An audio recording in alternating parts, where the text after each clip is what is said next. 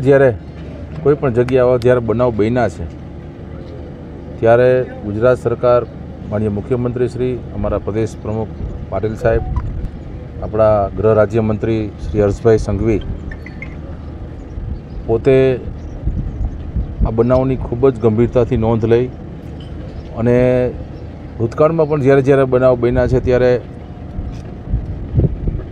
ખૂબ જ ઝડપી ન્યાય મળે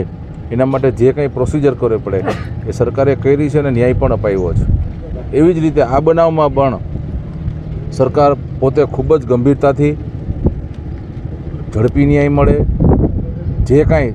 જેણે કોણ આ કૃત્ય કર્યું છે એને જે કાંઈ કાયદામાં જે કાંઈ જોગવાઈ હોય એમાં વધારેમાં વધારે એની સજા એમને મળે અને એવી સજા મળે કે બીજા કોઈ પણ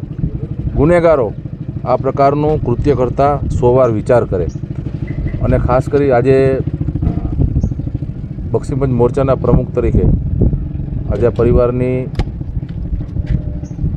પાસે આવ્યો હતો. અમારી જે કાંઈ લાગણી સંવેદના હતી એ વ્યક્ત કરવા આવ્યા હતા અને અમારાથી જે કાંઈ આ પરિવાર ખૂબ જ ગરીબ પરિવાર છે, સાધુ પરિવાર છે અને સાધુ પરિવાર તો પૂજનીય હોય છે, ત્યારે અમારાથી ફૂલની પાખડી રૂપે આજે એ પરિવારને 2 લાખ રૂપિયા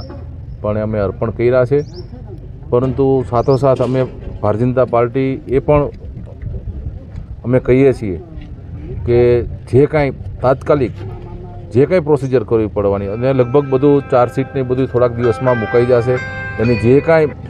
સરકારી લેવલે હર્ષભાઈ સંઘવી ગૃહમંત્રી ગઈકાલે જ રાજકોટ હતા, તેઓ પણ 4-5 દિવસમાં